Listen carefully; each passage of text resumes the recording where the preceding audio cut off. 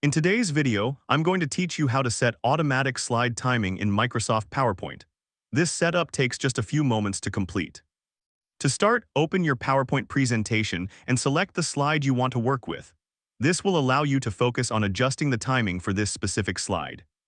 Next, you'll want to navigate to the Transitions tab located at the top of the interface.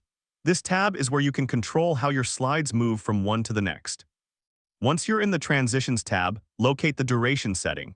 Here, you can adjust the timing value to determine how long each slide will appear before transitioning to the next. This setting is crucial for ensuring your presentation flows at the right pace. If you want to apply the same timing to all slides in your presentation, click the Apply to All button.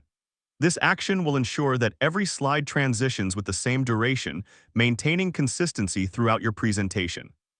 With that out of the way, your slides will now use the updated transition timing settings.